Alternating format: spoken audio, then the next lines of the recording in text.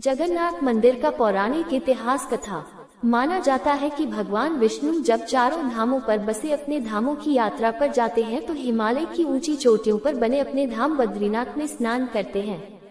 पश्चिम में गुजरात के द्वारिका में वस्त्र पहनते हैं, पुरी में भोजन करते हैं और दक्षिण में रामेश्वरम में विश्राम करते हैं। द्वापर के बाद भगवान कृष्ण पुरी में निवास करने लगे और बन गए जग के नाथ अर्थात जगन्नाथ। पुरी का जगन्नाथ धाम 4 धामों में से एक है। यहाँ भगवान जगन्नाथ बड़े भाई बलभद्र और बहन सुभद्रा के साथ विराजते हैं।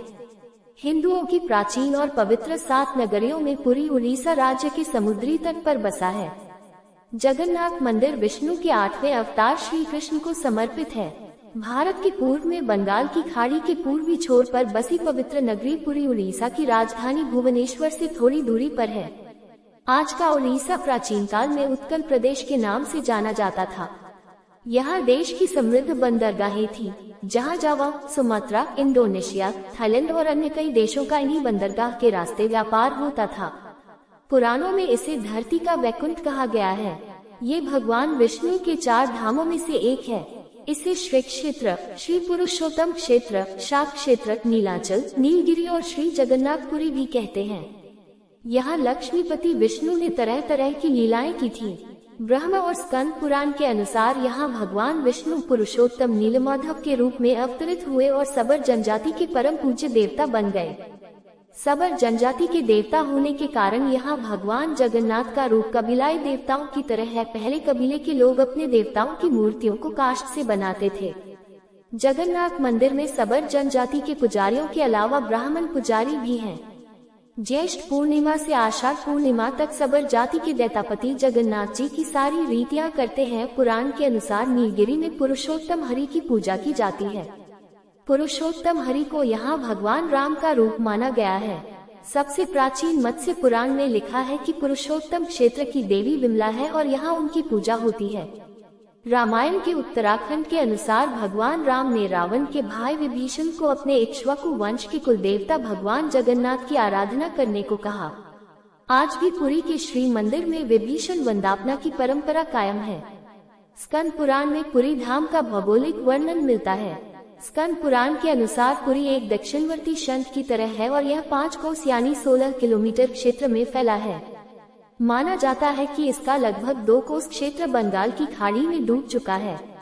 इसका उदर है समुद्र की सुनहरी रेत जिसे महोदधि का पवित्र जल धोता रहता है। सिर वाला क्षेत्र पश्चिम दिशा में है जिसकी रक्षा महादेव करते हैं। शंख के दूसरे घेरे में शिव का दूसरा रूप ब्रह्म कपाल मोचन विराजमान है।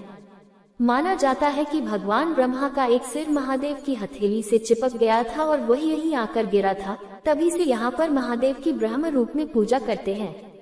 शंख के तीसरे वृत्त में माँ विमला और नाभि स्थल में भगवान जगन्नाथ रथ सिंहासन पर विराजमान है। मंदिर का इतिहास। इस मंदिर का सबसे पहला प्रमाण महाभारत के वन पर्व में मिलता है। कहा जाता है कि सबसे पहले सबर आदिवासी विश्ववसु ने नीलमाधव के रूप में इनकी पूजा की थी। आज भी पुरी के मंदिरों में कई सेवक हैं जिन्हें दैतापति के नाम से जाना जाता है। राजा इंद्रद्युम्न ने बनवाया था यहाँ मंदिर। राजा इंद्रद्युम्न मालवा का राजा था जिनके पिता का नाम भारत और माता सुमति था।